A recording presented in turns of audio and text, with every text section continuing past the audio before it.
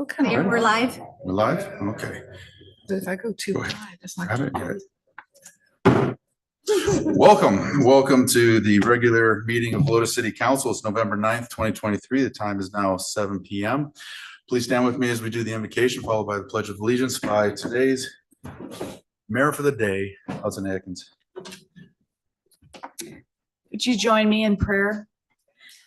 Dear Lord, I thank you so much for freedom. I thank you that we have the freedom to gather. I thank you for all the exciting things that are going on in the city of Helotes. And Lord, I'd ask that you would be with our city leaders as they, our teams at City Hall who keep us safe, whether it be our police, our public works, our fire department. Lord, I thank you for all the important city services and the important work our people do for our citizens every day. So Lord, I ask that you would help the council and mayor to have clarity of thought, wisdom as we make important decisions for our city. We pray this in your name. Amen. Amen. Amen.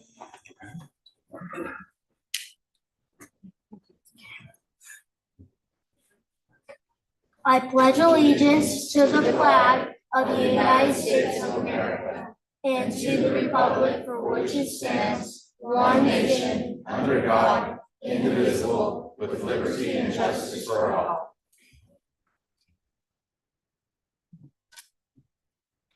Honor the Texas flag. I pledge allegiance to thee, Texas, one state under God, one and indivisible. Right.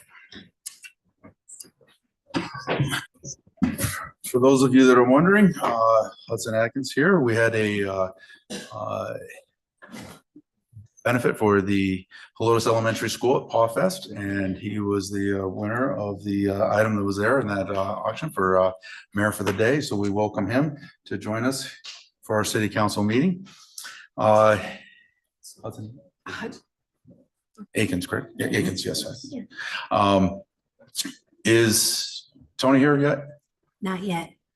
Not yet. Okay, so we're going to suspend rules and delay item number 2. We'll move temporarily to item number 3, a presentation by San Antonio Water System, SAWS, on the Connect H2O.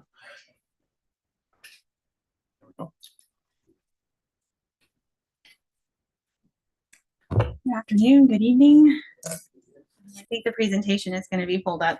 Well, my name is Cecilia Velasquez. I am the Vice President of Customer Experience and Strategic Initiatives over at the San Antonio Water System. I am excited to talk to you about SAWS Connect H2O program and the benefits that the technology brings to our customers.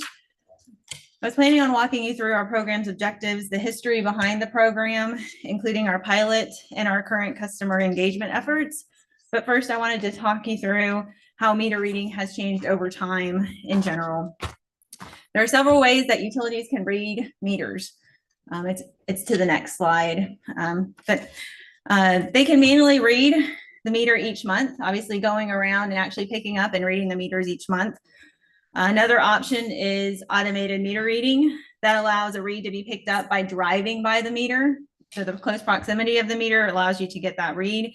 And finally, AMI, the advanced meter infrastructure that utilizes a network system that collects and transmits near real-time usage data from the meter. AMI provides two-way communication with no physical presence needed. Currently, SAWS manually reads more than 550,000 of its meters each month.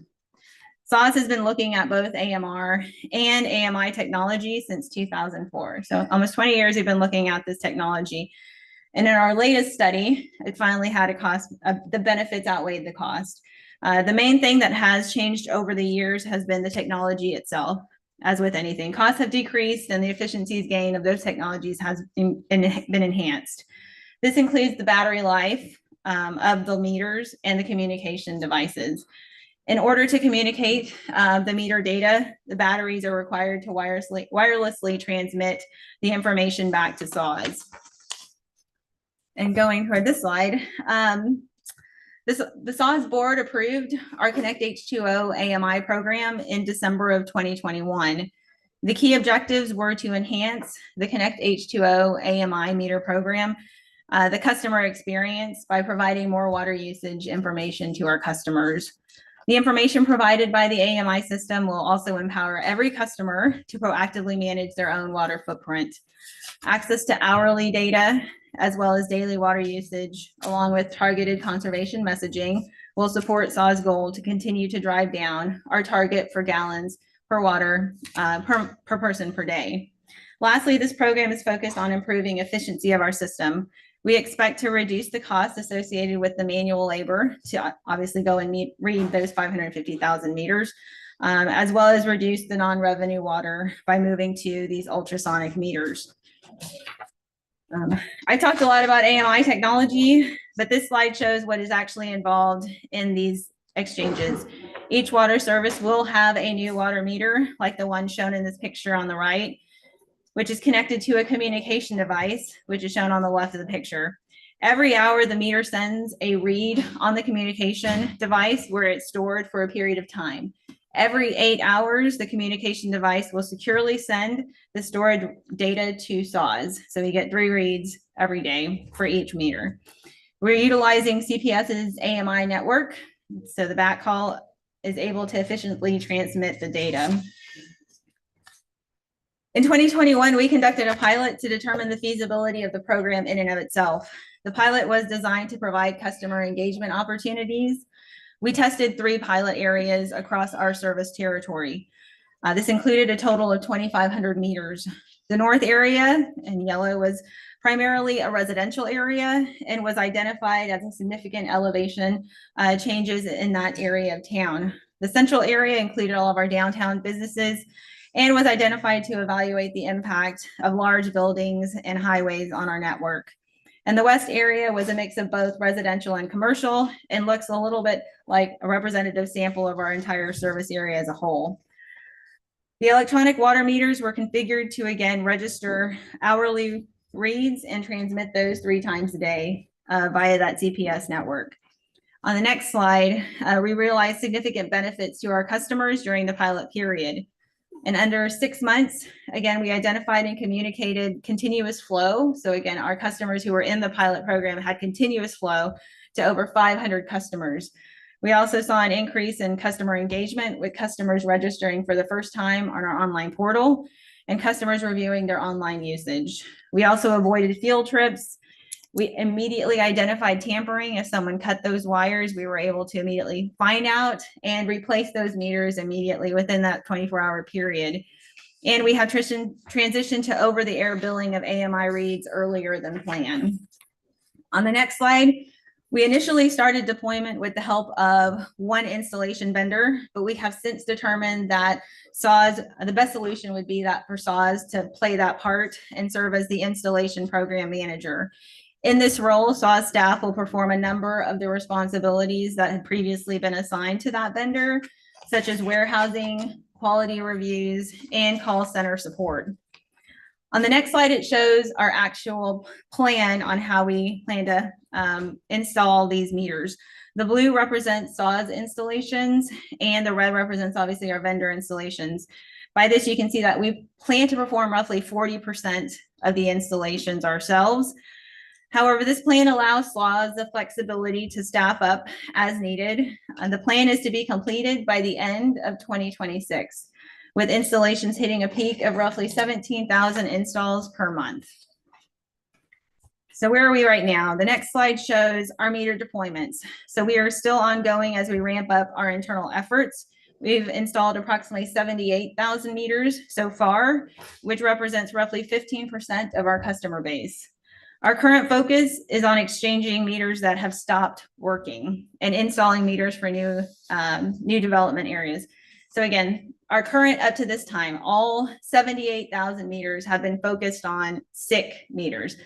Again, this has been our focus up to this point. And again, I'm sure a lot of people have had their meters replaced. And again, you have probably seen your same bill for a long time, month over month, because your meter would have been sick. So again, once we replace it, again, with a much more accurate meter, an ultrasonic meter that is going to register at low flows, obviously we'll see an increase in those bills, and we have received those calls. And so we understand, again, it is a shock to the system. We understand that, But we are walking customers through, again, what to look at, how to read their bills, and answer any calls that they have. So shifting, again, that's a reactive program. We are now talking about obviously shifting to a more proactive meter installation. So again, a meter that's not sick. So when a customer is scheduled for a proactive replacement of their meter, which again, we actually start proactive replacements next week. Again, this means that, again, we're going to go out and do an entire street. We're not going to go and pick and say your meter is sick, so we're going to replace that meter and then go to another side of town and pick a sick meter. We needed to do that for non-revenue purposes. Again, those meters were not registering any flow or very low flow for a very long time. So when a customer is scheduled for a proactive replacement of their meter, again, meaning that their meter is working perfectly, with a new electronic meter, we start by sending them a postcard 2 weeks in advance of the installation. The postcard highlights some of the benefits of the new meters and points out any additional information, how it can be found on our website. That's where they will find any more information and possible reasons for high or continuous hourly usage. A week before the installation, we plan to call the customer to let them know that they will be in their neighborhood soon. On the day of installation, we leave a door hanger with post-installation instructions and a request to participate in a survey where we invite them to share their installation experience. We are currently designing a second mailer that will focus on engagement with the SAWS online portal, referred to as My Account. On the next slide, when a customer with an electronic meter calls into SAWS, they're automatically routed to a special call queue that's staffed with customer service associates that have been trained to help these customers with any questions. We are planning to have all agents trained to handle all Connect H2O complaints or issues by the end of 2024. Connect H2O customer service agents can see the hourly data in our meter data management system and view what the customer sees on the portal. If for any reason the Connect H2O agent cannot answer or needs additional assistance, we do have escalation specialists trained to handle, again, more complex calls. They have the authority, if necessary, to engage our Connect H2O field operations team so they can make a field visit or test a meter out in the field. Our conservation team is currently conducting a pilot that provides a continuous use email. Again, this includes text notifications. So this provides, again, a continuous, if there's continuous usage, meaning over 5 gallons per hour for over 48 hours, we are letting customers know. Again, we're not saying that it's leak. You may want it to be doing that, but we let you know that it's a possible continuous usage. And again, it's been over 48 hours at that rate. So when we refer to engagement, we mean customers getting online with the objective of understanding their water usage. And that's on the next slide. With our new electronic meters, we will move from getting 12 reads per year, again, just the one monthly read from the manual read, to 8,640 reads per year. All of that information is, again, once you have a new meter, you have all that information on your My Account, and you can see by hour, by day, depending on any kind of specified date range, you have that information. Again, our online portal is mobile friendly and can be viewed, again, on mobile phones, tablets. We are working on a mobile app that would push any notifications to our customers. We hope that's going to be available in early 2024. We are beta testing currently. Even if a customer, like I said, doesn't regularly monitor their own usage, SAWS is monitoring all usage on our AMI meters. And again, we do proactively notify when we believe there's continuous usage on those meters. But in order to do this, we need current contact information. So we have been stressing and addressing and notifying customers, make sure we have your most current contact information, very similar to CPS. In order to identify on the next slide the most effective methods of communication, our conservation team is currently working on a customer engagement pilot through the end of the year. We want to know if one method is more effective or efficient than any other, as well as the tone and style of each message. We also want to determine how that efficacy and translate to water savings, if any. So the next slide, so what's next for SAWS? We are starting to leverage this AMI data across the organization. Our departments, obviously our emergency operations department and distribution and collection operations out in the field use our AMI data to better locate leaks and other issues. Our production and water resources can better understand water supply, demand on both the potable and recycle systems. And again, we can use it to calibrate our hydraulic models, and our non-revenue team can better understand water loss. So that concludes my presentation. Again, we could talk about AMI for a very long time.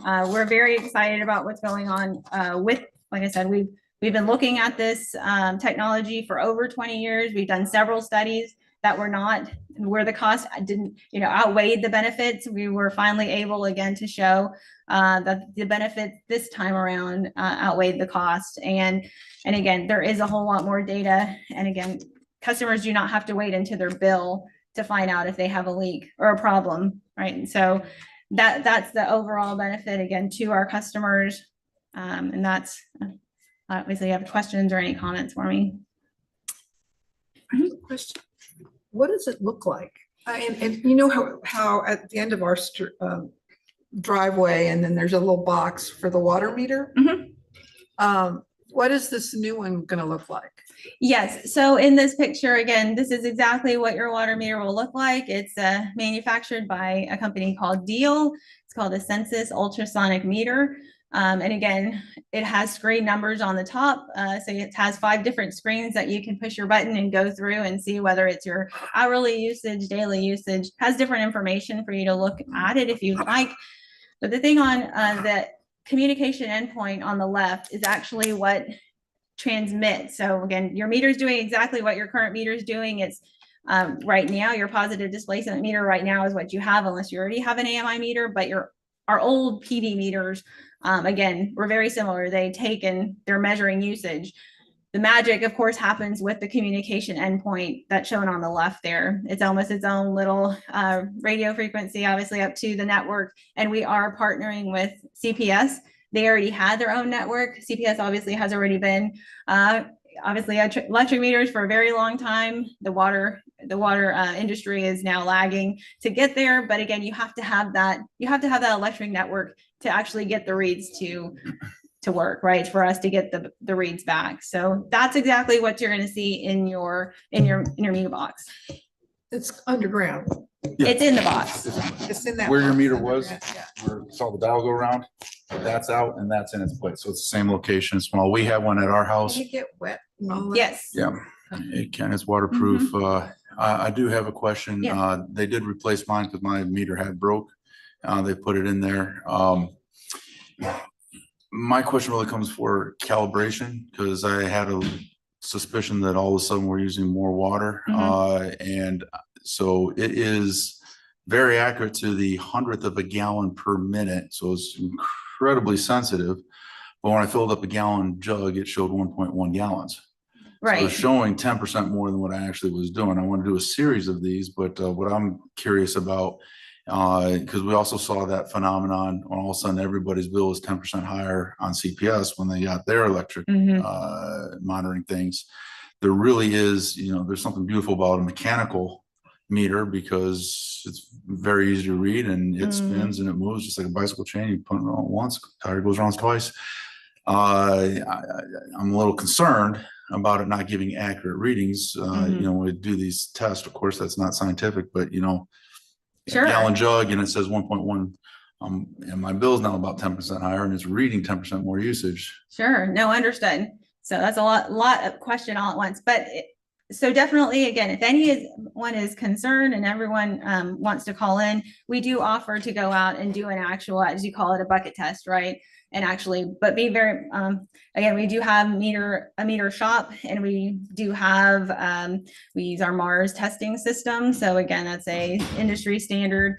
We would bring that mobile Mars testing system to your location. Again, if we're able to recreate and it says 1.1, obviously that meter would be taken out and you'd be given another one, right? And we do the same test until you get one that obviously reads correctly. The bad thing with a mechanical meter, the second we put it in, it starts to degrade. right? So that's a beauty for customers, that, you know, again, but unfortunately on the ultrasonic side, they are warranted to last for 20 years without degrading at all. So again, not great on the customer side, because like I said, the second that we put in an old positive displacement mechanical meter, they start to degrade. So, but please, I will definitely put that into your account and have someone come out and run a bucket test for you. We always want to make sure that the customer feels that we are not overcharging. That's again, we want it to be as accurate as possible as well. Sure. Thank you very much. Any other questions, comments? Yes, sir. So first I want to thank city staff for actually getting you here, ma'am, to actually give this presentation. Thank you for coming here and doing that. It's good to understand now kind of the methodology on the deployment, because where I live in Helotes, they were just showing up. And I just happened to pick it up and there it was. And so I checked my 8 neighbors and 4 out of the 8 of us had this installed.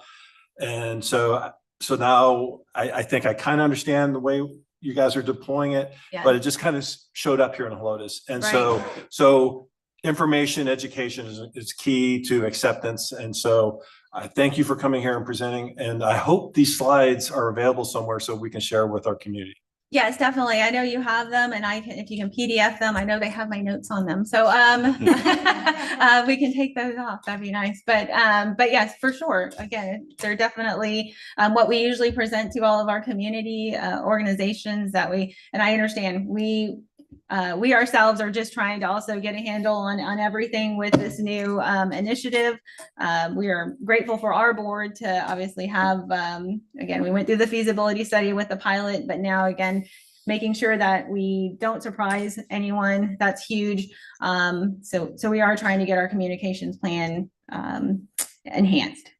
And I will testify, the app or the ability to go in and check your water usage is awesome. I do like that. So Yes. that feature works. And so nobody should be surprised, you know, whether it's right, accurate or not, at least you have data right there at your Right. fingertips. So I found that very useful. So thank you. And we were hoping we actually get to an app where it's doing push alerts, right? You can go on the website right now and look at your hourly data, but we are working. We know that everybody loves apps, and that's where we want to get to where it's pushing you and telling you, you must have a continuous usage, or you've had continuous usage over the last however many hours, where you're able to say, I don't want it to alert me every 48 hours. I want to alert, you know, in 5 hours and 6 hours. I want to know it before it gets to be that big of a problem. So we've heard a lot of customer feedback, and that's why we know an app is the next big thing we need to bring out. I have a quick question. You said that it's just been spot putting them in, but that you're going to start doing them by street. Yes. When are the streets in Helotes and what streets? And if you don't have that information with you today, could we get that information so we can communicate that to our constituents? We definitely can. Right now, again, as we're starting out, we call them easier routes, so they are not in Helotes. I can tell you that it's more, I just can tell you it's not in Helotes. So once we get to Helotes, I can definitely confirm with our communications department that we would let you know. Again, we go by cycle, so it may not be all of Helotes at once, but of how much we can get in one cycle at once, and then what, you know, after the next 20 days, we may hit you again. So it'll definitely, but we'll keep you and by our communications department notified. Thank you. And what we'll do is after this meeting, we will PDF it, put it on our website, and then push it out on our GoGov app as well as Nextdoor. We have an app. So we have an app. Yeah, I know. We're getting there. Thank you. Thank All right, you. thank you very much. At this time, April, if you want to go ahead and let them know, we're going to move back to item number 2, which is we are honoring the retirement of our Captain Tony Burgess after 29 years of service. A little presentation ceremony.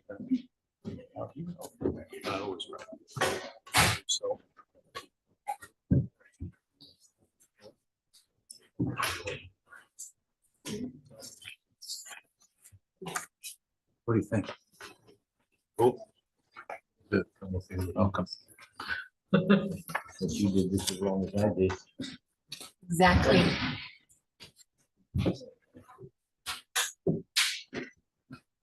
Feel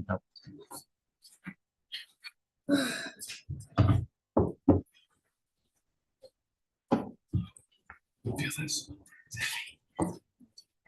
It's heavy. Right? Nice.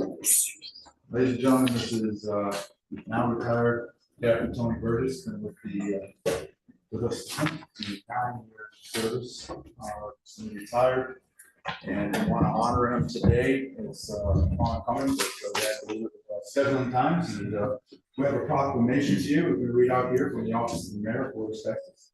It's a proclamation, whereas we are here today to honor and celebrate the career of Police Captain Anthony Tony M. Burgess, and whereas Tony joined the Helotes Police Department on August of 1994, and since then has served as police officer, sergeant, lieutenant.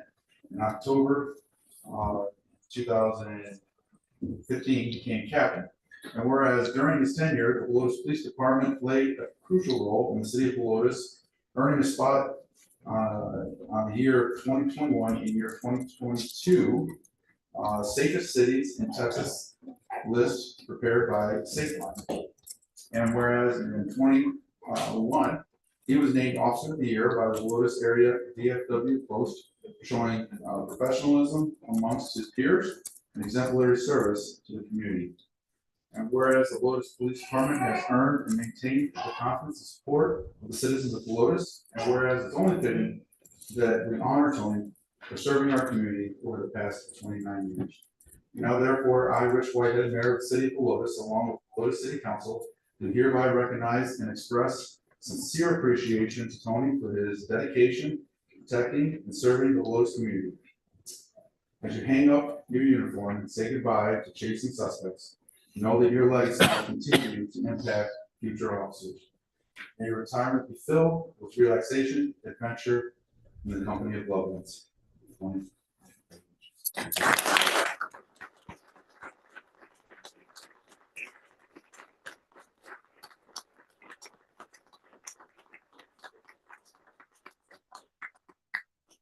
In addition, one more. Yes, please. There we go. Perfect. On 3. 1, 2, 3. Take one more. Hold on. It's fine. He is smiling. On 3. 1, 2, 3. Additionally, we would like to for a second. To mention this sunbox.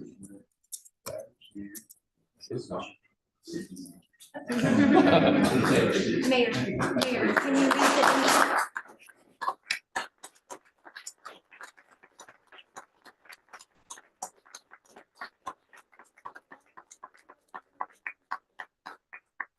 It's inscribed with no I do not think that song at this point. But congratulations. Thank you. Once again, appreciate it. At this time, we'll call Chief Harmon. Short story. I'm doing. As long as it's embarrassing and makes it take.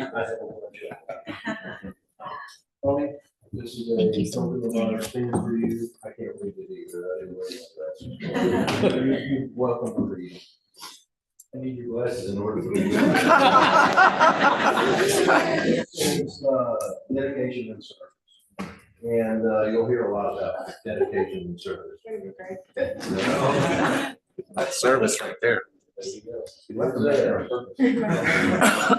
For your many long years of support and dedication to the Helotes Police Department and the Helotes City community, 1994 to 2023. Right. Gotcha. Also has your retirement ID.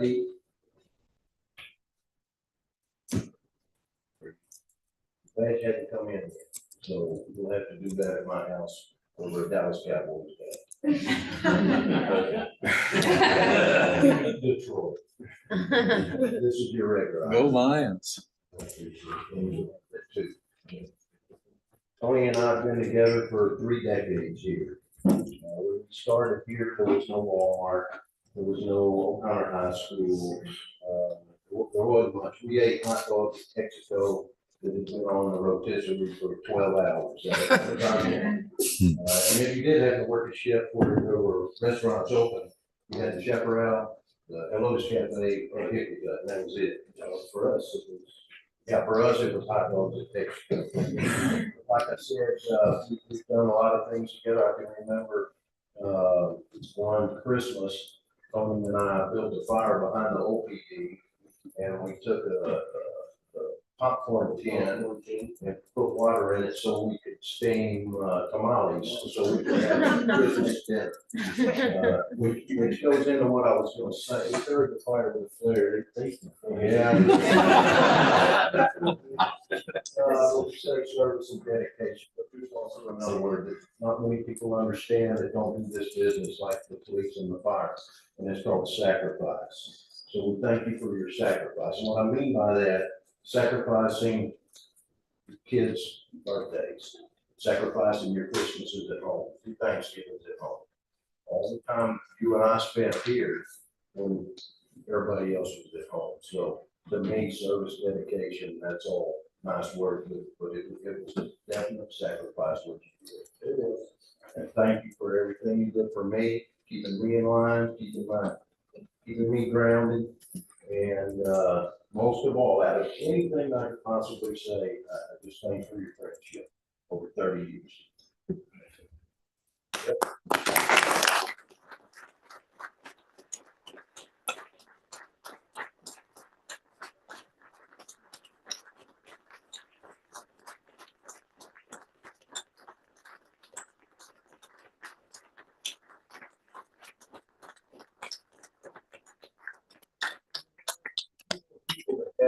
Yes. Right.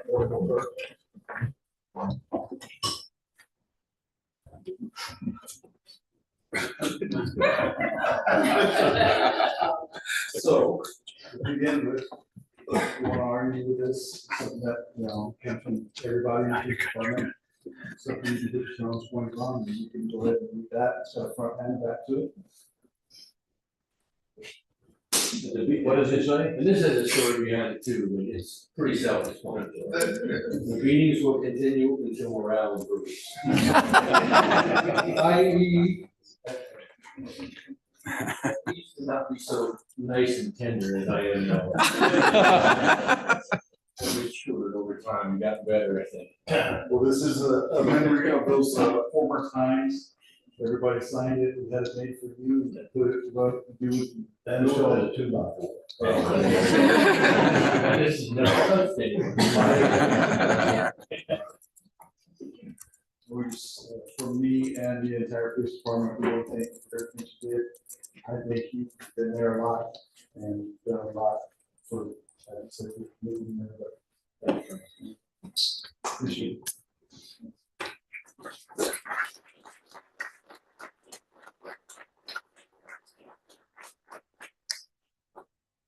Okay, I made it through this one, so I'm not gonna make it through it again.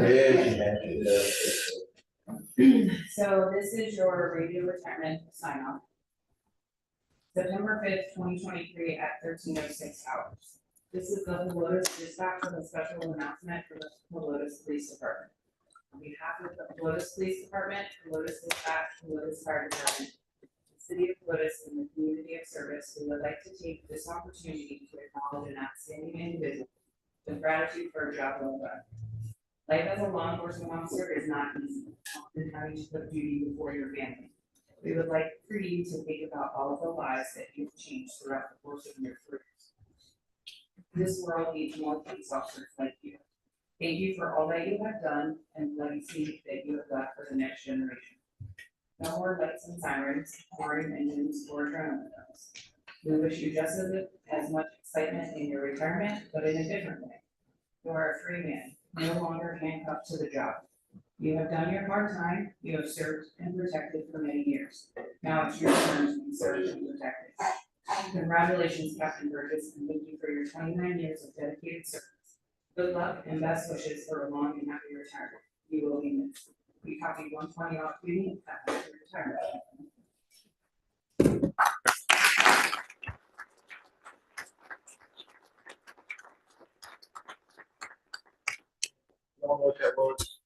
when a policeman retires, they go off duty for the last time, and they'll send 1042, and this is what we bring back from dispatch. And,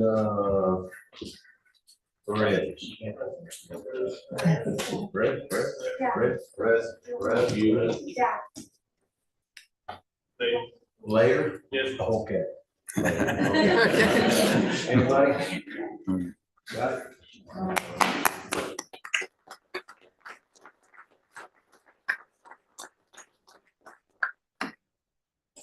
Yeah.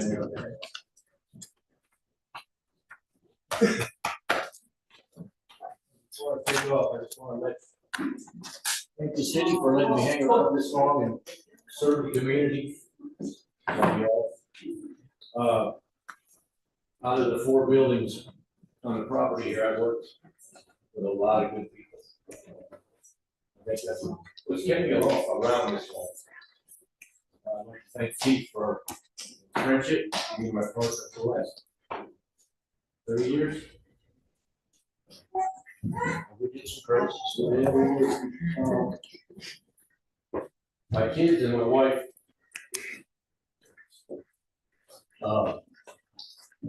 I didn't miss much, but they understood that I had to be their mate or had to be early. And everybody back there that's going to beautiful. They're the ones that they make my job easy to do. Couldn't have done any of it without any of them. So now I'm just gonna spend time taking care of my wife. I got a grandbaby out there inside, and I'm gonna spoil the tears. And I'm just gonna get old. Maybe I can get off my blood pressure medicine. When we both started, we both had dark brown hair.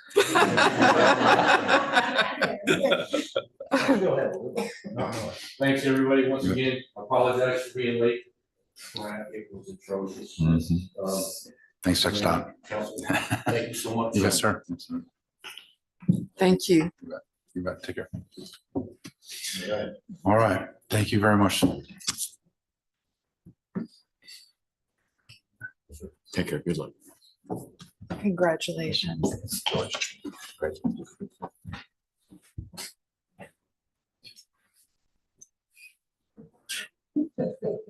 I can't read this one. I mean, the old we were, the new we said, no, this was this one gets read at home. Oh. Thanks, everybody. Yes, absolutely.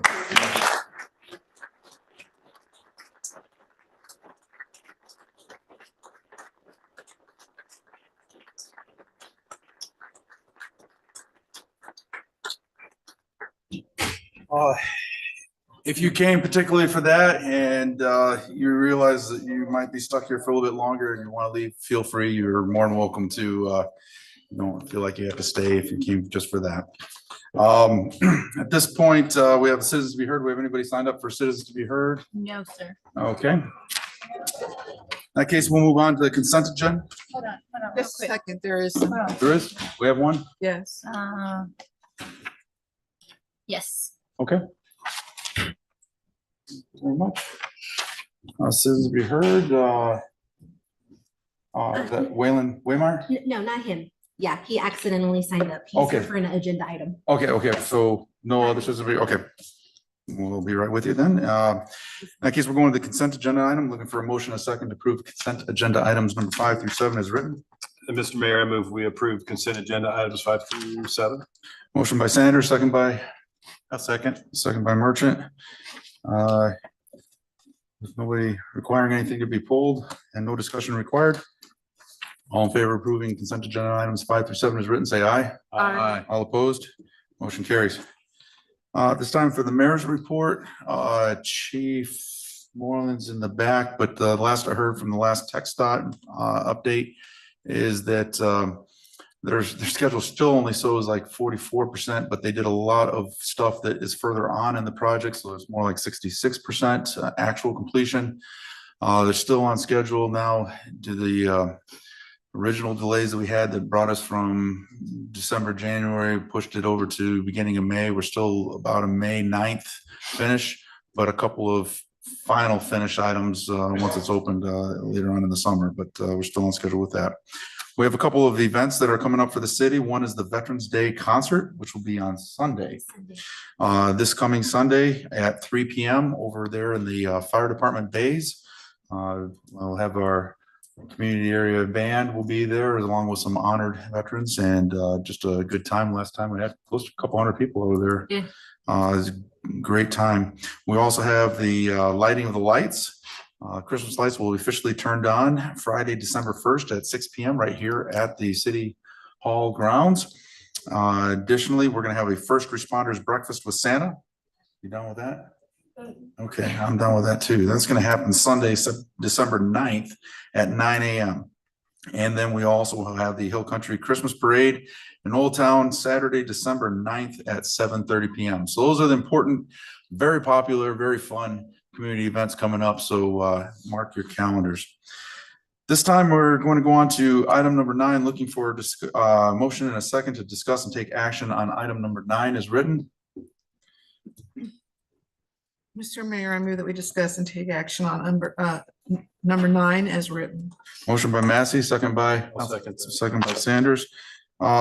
Before we get into this, I'm just going to take a little point of some history on this. This was brought to us with the initial signs. Mary, do you want to? It was originally had some signs on there that were taken down. Yes, so what happened was TxDOT actually purchased some of the land for their expansion of 1560. So signs needed to be relocated. They were relocated, but the exact signs were not. So new signs, replacement signs were put up. They were put up prior to application being turned in. And then we went back and we informed them, because they are in our ETJ, that they are required to follow our sign regulations and do an application. We've worked with them for several months to get that application put in. It finally went to P&Z on the, let's see, what's the date? Sorry. It went to P&Z last month, and then on August 1st, considered the item, and then it came to council on August 9th. They filed an appeal, and it came to council, but they were not available to be here, so they asked for us to reconsider that appeal so that they could come and speak with council on the item. And currently at the end of that, so they had already put the signs up. They were determined to be out of compliance with ordinance and were taken down. And No, they were not taken. They were never taken down. the angled sign, Yeah, they were never taken. still not taken down. Okay. So part of process here is that our job as city council is to uphold our ordinances. People are required to apply for permits, et cetera, and then construct according with the ordinance after application has been approved. And then if there is something that wants to be done that's outside of ordinance, variances to be applied for and approved prior to being done. Today, I noticed that this organization had placed a relatively pointed post targeting and saying why we pick on this way we treat small businesses, and creates an unnecessary question in the community. And these questions come up and say, if this is the way we treat small businesses, I want to be very clear. There are often exceptions that can be made, and those are called variances, but council votes to uphold and adhere to the ordinances and laws that we have. It's not a way of treating businesses. It's how the standard is set for all businesses to adhere to so that we can provide a standard and an even playing field. If a variance is allowed, that is a one-off, but it is not a rule to approve all variances. we have to take an account. So that's a little bit of the history of it. So, and particularly in that process is a trend that has been going on where people just do something and then ask for forgiveness, if you will, as opposed to the proper way of doing that. So we want to, this item has had a significant history in there. And so now we want to turn it over to Councilmember Massey. You made the motion, so we'll turn it to you. I'd like to talk a little bit about how the background, which was in our packet, so that people can understand what happened before. On March 1st, 2016, the Planning and Zoning Commission approved adding a 5x10 panel to the main sign, the original sign that was there, on behalf of Diamond K Customs. So they added, there was their sign, and then underneath it on the same sign, they added another sign. And the approval was contingent on going forward, that the sign was made, if they were going to put new signs up, the sign would be made out of exterior grade material, the poles repainted, and an 18-inch monument base would be added to the existing sign. And then since then, this company never asked for any more additional sign permits. So then come to the movement of the widening of the road, and they're supposed to move the sign. So at that point, if they wanted to put a new sign up, they should have come to the city and asked for a variance, not only to move the sign, but for a variance for a different kind of a sign. They simply didn't do that. I think that's the thing. The argument from the owner is that this is just a maintenance issue. It isn't. It's a completely different sign. Both signs are completely different. And so it is not a maintenance issue. It was, like I said, he should have requested a variance. So under our rules and regulations, they weren't followed. The other thing too is, again, it was contingent on putting the monuments. We have monument signs here. So I haven't really changed my mind from the last time we had this meeting. Everything about this situation has been not done properly, and I just can't move forward and grant this appeal. That's how I feel right now. Correct. So I have a question for staff. So if the appeal goes to not approved, what's the, and this is just, I don't know the answer to this question. What's the business owner's next course of action? Are they able to put the old two-sided sign back, obviously in the new location, because of the right-of-way extension, because of the expansion of FM 1560, they had to move the sign. Can they put the old sign in, or is it considered abandoned? I'm just wondering. They could put the old signs in, you know what I mean? They can do an application for a permit because they're relocating a non-conforming sign based off of the 2016 recommendation. The problem is also the 2016 recommendation required them to put an 18-inch base, which was never done. And for some reason, the city did not follow through after 2016 to require them to do it. Don't know why. There's no documentation for that. But once we found that, and we found that they moved that, they would be required to follow what was approved in 2016. Okay. So the point I tried to make the last time this came up was the fact that this is considered a non-conforming sign. And for those of you who don't know what a non-conforming sign is, when the city established signage code, I don't know, 15 years ago or whatever, there were signs that were already on poles that were out there that are grandfathered in. They're considered non-conforming to the new code. So the way our ordinances are written, if that sign has to move, or if you have to do a radical change to it, then you have to I was losing my thought there for a second. You have to actually, Conform to the new. You have to actually conform with the code unless you ask for a variance. yeah, Now, correct. the only time that they can put up a non-conforming sign back up is, let's say it gets destroyed. It gets blown down, it gets destroyed and so forth, then they can come Put up back the same and thing. put So- that same sign back up. And it came back to me now too, because now I'm a visual guy. So, and also the sign was a two-sided pole sign. And so by moving it, we've actually moved it back and we've changed the construction of the sign. I mean, the actual architectural design of that. So in that sense, you make that kind of change to a non-conforming sign, it's no longer it's no longer can be treated as a non-conforming sign. Right, it's a brand new sign. So therefore it has to be removed. So that's the way the ordinance says. Even if you had like a storm or a thunderstorm or a tornado that knocked it down, right? And no fault of your own, an act of God. And if you had to totally repair it from scratch, I believe that would also be considered it's no longer a non-conforming sign. And so now you have to follow the new code. So, and why does this matter? It matters because we do still have non-conforming signs scattered around Helotes, right? That were there before the change in the code. So if we make some kind of an exception to this non-conforming sign, those other folks can use that as a precedence.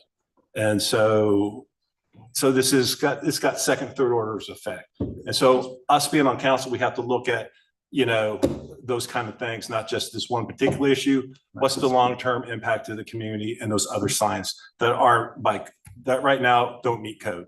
So I didn't know if the business owner was going to stand up and actually talk Yes, I'm or here. provide a new slant on this or whatever, because right now where I'm coming from, I don't think I'm going to change my mind on how I voted on this issue a month and a half ago. There's a couple of, let me go ahead to you. You've got a couple questions and I want to ask a specific question. I do have a couple of questions. Can the business owner come on up? Thank you. Happy to come up. Please, can, Sorry, sorry, we haven't met before. I'm Matt Merchant. I like you. Hi, Good to meet you. I'm Waylon Waymire. The reason I wasn't here for the first time, by the way, was the city administrator never notified me that we were even on the agenda. And then when we asked them about it, they lied and said that they did notify us and it was just done and we had to give up on it. Actually, we had it on the But- agenda night and you said that you couldn't be here. And so we removed it for you. We're very, actually, The original date, we actually have the emails going back and forth with her where they legitimately just lied, saying that we were notified. Me and my head guy at work, neither one of us or even the country went through emails, everything. We asked them to show us the emails where they said they had talked to us and notified us, and they had notified us And the not at all. notification wasn't via email. It was our development service director actually contacted and talked to them via phone. And that was, and yes, we should have done it via email. Totally agree. That is why it's coming back on the agenda. And then we made the exception of, we were going to put it on the next agenda after that. And at that point, you weren't available, so we moved it again to this agenda. But that is why it's on the agenda. There was no because- voicemails. There was no contact. We were never notified, just to get Well, that regardless, clear. and that's So- why it's back here so- for you to be able to. see. I appreciate your frustration, sir. I really do. I Yeah. mean, we're human. Yeah. We're trying to do the best we can. So I if just you feel can, like it's very. walk just- us through your I was like, process from the very from the beginning. beginning. Just walk us through, and I appreciate your frustration, sir, but just kind I of was like- walk us through what your From- version of this. So from the very beginning, the reason, like y'all are mad from 2016 that the rock wasn't put there. I started my business in 09 is when we put that original sign up. So in 16, that Diamond K Customs, I don't know what deal they did with y'all, but that was nothing to do with me. You want to track him down, get him to paint it and put the rock up, that's fine with me. That had nothing to do with me. I have no signatures on that. I didn't want him to even put a sign up. And I told him if he took care of it, he could do it. So that is, y'all are just like pinning me like I'm this bad guy that never did any of this, which y'all told me to do. That is that Diamond K Container Solutions, whatever that clown's business was there. Like I'm aggravated because y'all think I'm like this terrible person. I never agreed to that. I do anything, I don't anything I tell believe you that I'm at all, gonna sir. do. Do you own the Anytime. property? Do Yes, you ma'am. own- And do you own the property the sign is on? I do now. I didn't at the time. Okay. So there's actual several tracks there. I've bought some of them up and I'm down to, I own almost all of them. But in 2016, I didn't even own the property. So I know like I said, I didn't want him to put that sign on there. He did that. He went to y'all, he did that. I don't know what y'all's deal was. Apparently he was supposed to rock it. So don't be mad that I didn't do any of that. Okay, That was not my issue. So anyway, we jump forward to the state. In y'all's ordinance, it says that you can move a sign or work on a sign if it's mandatory maintenance. Eminent domain with the state taking my land away from me. I don't know how you could get any more mandatory maintenance. That is, the state took the land from me. We're still in litigation over it and everything. So Okay. I don't, that to me understand that. is absolutely in y'all's ordinance, in y'all's code. That is 100% mandatory. Like I have no other option. Like if I didn't do it, they're just going to bulldoze it down. So Okay, so you we moved the took the sign. sign, we took the sign down. We didn't intend anything. We thought we were following it because we didn't at the time know that y'all had such a problem with V signs. We took the exact same square footage of the signs, the exact same everything, and we moved them back. And I did open it up in a V. I did not realize that was just like the devil right there. So anyway, we opened it up to a V. And this is another problem where I think y'all are definitely targeting small businesses. The city administrator here watches us for over a month, laughs with one of y'all city employees that told me all about this, laughs about it, that she watched us build the entire sign because it took us over a month to build the sign. And the day that we finished painting it, the following morning, the city code enforcement comes over to give us a letter that we have to take the sign down. Now, if that's not just straight targeting the small business, I don't know what is. I mean, that is absolutely horrible. That was never said. I didn't even notice the sign until it was actually erected. And then when it did is when I contacted our code to actually. The day we finished painting it, he said that you watched us build it for the last month and laughed that you waited till you were done, till we were completely done. And I was actually, because I do know you're supposed to rock it, so I planned on rocking the bottom of that sign. And then that's when the code enforcement showed up. And so I was like, well, I'll just stop doing what I'm doing. So anyway, we've got that. And then there's also two signs, and they keep like, the other sign is a 4x8 sign, the smaller sign in the background there. It's the exact same size. The posts have been moved out. They're painted. It looks 10 times better than the other one. And they keep bringing them up on the same, at planning and zoning, they keep bringing them up on the same exact, like boat basically, even though it's the exact same size, same height, everything's the same. Personally, that one being not a V or anything, my attorney said it's a joke that we can get that passed through without a problem at all. So that sign, I don't know why y'all keep lumping it into the same problem as the other sign, because that one's definitely mandatory maintenance. We moved it back, we painted it, looks better than what it did. Another problem I have is the 7-minute rant last time that I watched on city council about how atrocious they look. I was like, they look 10 times better than they did. We've had 100, like compliments saying how much better they look. And then compared to our old signs, and yet everybody's just like mad of them, or there's a couple of people mad about them. But anyway, so we've got that. I mean, I'd be happy to rock the bottom of that V sign, but I mean, at this point, everybody's already made up their mind because they've got so much false information out of all this without even representation here that I don't know what you want me to do. Let's pull back just a second. As far as false information, and I'm jumping your question here. Today you made a post, and I just want to be clear because I hadn't driven by it today. Did you put up your old signs? Yes, we did put up the old signs. So if y'all want, we're going to tear down the new signs. We're going to leave the atrocious signs if y'all like that. So even though you were, I think, specifically told by P&Z not to put the old signs back up, but you put them up there. I asked, and you're presenting, and I read your post, and it has a fair amount of misinformation in there as well too. The point, there's 2 points that needs to be aware. Now, first of all, do I personally have a problem with that? I think you make a valid point that sign looks better than the other sign. That is correct. When I need to maintain my 1982 Ford Ranger and give it a paint job, and I turn it into a 2020 Chevrolet Blazer, that's not maintenance. That's changing. That is not the same sign. It's not the same design. It's not the same materials. It's not the same for what the loss is.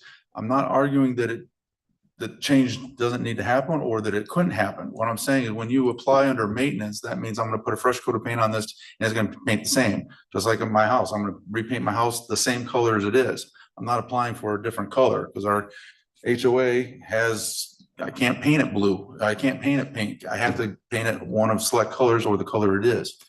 You apply it under maintenance and then you erected a completely different type of sign. Now, the question is that there's underlying here is that we have an ordinance that a responsibility for all the signs in the ETJ.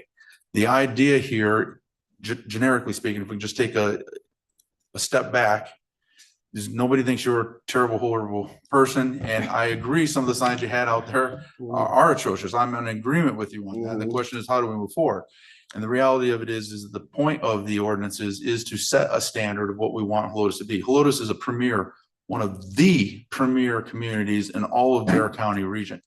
But we are also have ETJ that goes out into some things that have been around for 50, 60, 80, 100 years and have not necessarily an updated look. And so the question is, what standard do we adhere to? And we are in charge with the entire ETJ area. So if we allow anybody to put whatever sign they want up there, that opens up a problem. And so the question is, we do have in our ordinance, and this is a little bit of the problem we're having with people in our ETJ area.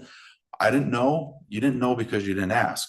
You didn't come down here and apply for a permit. You didn't come and find out what you can and cannot do. It's kind of like building permits. And Bear County doesn't have building permits. They don't have these type of things. So we do have a monument sign that could be done with rock that I think that we can work together and figure out something that would benefit and fit and set the standard. And that's what we need to take a look at. But go ahead. See, when I went to P&Z, our sign actually fits all of the code, what they needed, except for the V, and I need to rock it. And so that was where we're trying to work with them. We're trying to get along, and they just kept denying it and wouldn't even like talk about it. And they're just like, well, you know, you got to do this and that. And I went to like 3 P&Z meetings trying to like work with them and figure something out. And all they did was just keep denying it. And so it's not like I just like did this and just blew it off. Like I've been trying, and it is extremely frustrating because nobody wants to work with us. And then somebody said, well, bring it to city council. They have got some leniency. Like you can talk to them and say like, hey, I'll do this, I'll do that. And you know, y'all can work something out. That's why I'm here. If it doesn't work out, like I said, we can take it to court, but I believe that my old signs are definitely mandatory maintenance to move them back. And if y'all want to look at that the rest of your life, I'll be happy to leave them up there. I don't believe anybody up here wants these old signs. I know nobody does, but I put them up because I want y'all to realize that I have them, and that's what we're going to, because that is mandatory maintenance. The state made me move them without a question. So there's no way they're coming down. Like we can spend $100,000 on attorneys each. I don't care, but it's the principle of you're like, nobody will work with me. Everybody here just wants to say, just tear it down, just tear it down. And the fact that y'all Pump watch brakes, I'm listening. Like I'm the listening. fact that she watched us build it and waited till literally the day after we finished painting it to send the code enforcement. Had she started from the beginning, the reason I didn't think I needed to come and get a permit or anything is the state's widening the road. I've got to move my signs back. I'm in the ETJ. Y'all provide me absolutely nothing. A guy ran into my gate. A drunk ran into my gate, and the cops won't even write a police report because it's not their problem, because it's not in their jurisdiction. So the fact that, how am I supposed to know? Like, I'm not on y'all's mailing list. I don't even know why I would know that I need to come get a permit when y'all don't do anything for me. I feel your pain and I want to find a solution here. Okay. But there is also a responsibility. The fact ignorance is not bliss when it comes to matters of the law. I didn't know that there's a speed limit of 75. That's why I drove 120. Your responsibility to know what the speed limit is. The fact you're right. Helotes Police does not cover the ETJ. That is not our responsibility. You can be a part of Helotes if you decide to annex in. You have that right because you are in the Helotes ETJ, and then Helotes Police would serve that. You are serviced by Bear County Sheriff's Department. If you call the Bear Sheriff's your proper police, they would have come out and given the report. We can't write a report outside our city limits. That's outside our jurisdiction. Just like we can't give a ticket in Austin, it's a different city. That's a different jurisdiction. But in the ETJ, just so you know, we handle sign and we handle tree ordinance. Those are the only two things that we're responsible for in the ETJ, and the only things that in the business in the ETJ that you have to come to Helotes for. Now, one of the things we do in the rock presentation obviously was not part of it, and was not for whatever reasons that you were not here on when it did get to account. When I know we delayed it because I took it off the agenda because you weren't able to be here. They found out that you were not able to be here, asked it to be put on the next one. We put it on the next one, and that's when the discussion was happening. At no I mean, point did anybody indicate. Even that, actually, I mean, that's wrong because y'all talked about it for 21 minutes. I watched the video and y'all discussed it, voted on it, voted it down. The only reason it's brought back up, she actually told me that we weren't allowed to come back, that it was done because we'd been notified and we didn't come. And after we brought up the legal aspect of her not notifying us is the only reason it came back on the agenda. And This is the third time you've been on the agenda, sir. Yeah. I promise you. When, yeah, well, they've We actually did pulled move it. We've only pulled it one time We because did my move wife's brother passed away a couple of weeks ago or a few weeks ago. And the other times it's been pulled has been pulled by y'all, not by us, by the way. So I did pull it one time, but the rest of the times it's been pulled by y'all for some reason, not me. So, on the monument sign, on the monument ordinance, which does require rock base, which is one of the things that I was looking at, and I was a little bit surprised, that didn't have rock, incorporated in its. Like I said, I'd be happy. That was So the he plan to can- rock so it the to thing that is- bottom. The thing is that if that sign, because he had to move it, Mhm. okay? If the sign that he replaced met exactly, it didn't have to be the exact sign that It you is. pulled down. No, I understand that, but I'm saying that if you had replaced it to be not V-shaped, to be the same dimensions, the same everything, then with an application, that would have fit the non-conforming, because you're right, you had to move those signs. That wasn't something that you required. The problem is on the V aspect of it. It doesn't, and we don't allow that within our code. It's just not allowed. It's not anything that they can even give a variance on because it's not an allowed. Y'all have given several variances if you actually want to pull the permits. That's why I feel like you're just targeting me, because if you go and look through Helotes, there's plenty of V signs that are not grandfathered in that y'all have approved since then. The V And so it's- sign that if you have an example, I know of two, and one actually is grandfathered in, because that was there long before our sign ordinance was towards Old Town. The other one actually in the Old Town area was under a separate section of the code, which is an Old Town Code, chapter 98. The corner at 98. Whippoorwill. And then you're talking about on Whippoorwill. Mhm. Whippoorwill is just The dentistry one that's a V, that's on a corner. I don't even just understand. outside, is that not? That's outside the city. That's just outside city limits. And I'm again, outside the city limits I know, also. correct. They're in the ETJ, but that's grandfathered. in. That was grandfathered, and that was there long before the sign ordinance came in. So that's what the Councilman Sanders was saying. When something is up and then an ordinance is created, that sign can stay. So Mhm. that's part of the challenge, is like, okay, it's like I had mobile homes. So we decided we no longer have mobile homes, but if somebody had a mobile home prior to that, Mhm. they were able to keep that because they were there before the But- laws changed. I mean, I talked to the guys on planning and zoning and they have approved the variance for V signs. They've told me that. And I don't know exactly which ones have been approved or haven't been approved, but they have approved the variance. That's why I said I didn't need to worry about it, that all I had to do was apply for the variance and they had to let me because there was already people that have done it. And so But you applied for maintenance, not variance. I didn't apply for anything because I didn't know I needed to apply for anything because like I said, I mean, yeah, it's ignorance of the law is my fault. I understand that at this point, but when you don't provide me anything, why would I think that I need to obey y'all sign laws? I mean, yeah, I get it. That was my fault. But at this point, like I said, I've been to 10 meetings trying to work through things. I've been up here talking to people 100 times and we're getting nowhere. So, I mean, So at this point, how can we service your small business? What can we do as a city of Helotes that would make you happy? I mean, at this point, I would love to just rock the bottom of that sign. Y'all want some landscaping around it? I've got a ton of mulch. I can landscape it, make it look pretty around it. And I would love to leave it. I don't know, I don't know if we can talk about that. If y'all have an idea, like if y'all want me to take down the small sign, leave the big sign, I could rock it. Like if y'all throw some options out, I'll tell you if I'll do them or not. But when I throw everything out, nobody ever says Here's anything. a suggestion. Yeah. Instead of the V sign, put it together, make it a double-sided sign. Rock the bottom, landscape it, do what you gotta do. Leave the little sign up. I like the sign personally. I've been having to sit in traffic to go get my son in Jefferson for the last 6 weeks. I don't have a problem with your sign. I think it's a great improvement from what it was. I was like, the other ones are up. I was Okay, like, no, take the other ones down. Like, just take them down. oh. Put those I know it's harder than it sounds. Put it together, make it a double-sided Ooh. sign. Mulch the bottom, rock the bottom, and you're in conformity.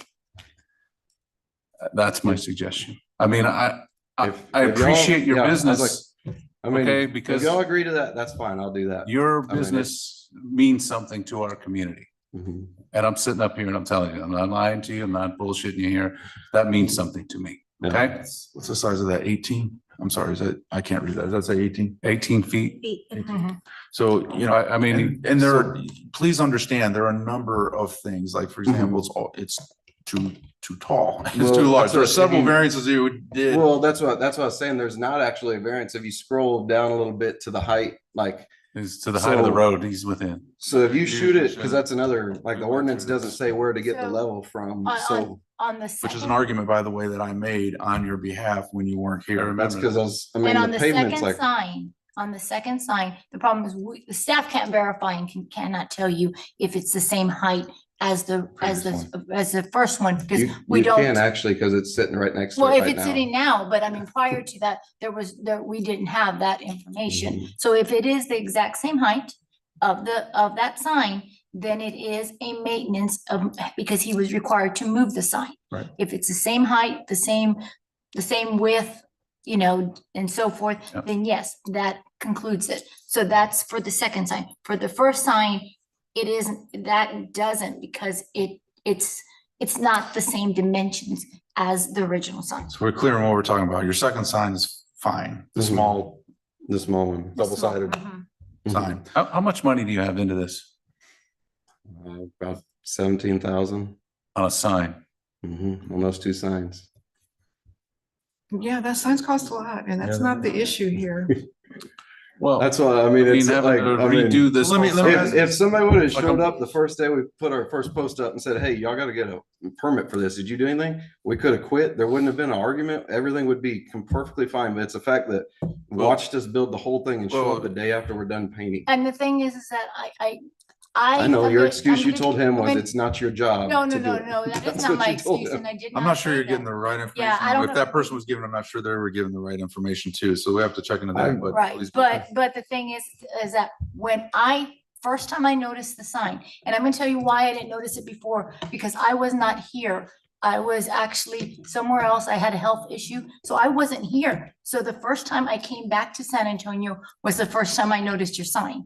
And when I noticed your sign, I actually told our co-compliance, we didn't have a full-time co-compliance. That is why now we actually do have a full-time co-compliance, so that person can actually do the job properly. And just like you're saying, when the first post comes up, it is noticed and you're not built in and $17,000 into it. And that is a decision that the city made, and a recommendation that I made and the council voted for, to allow for a co-compliance officer. And that's all they did. And so we hired one. And so we do have a new co-compliance officer, and that's what she does. And so, you know, the only thing I can apologize for is that we didn't have a full-time co-compliance officer that should have caught it when you put the first post down. It just seems extremely suspicious that literally the day after we're done painting is when they show up. And the person, you're saying I have bad information.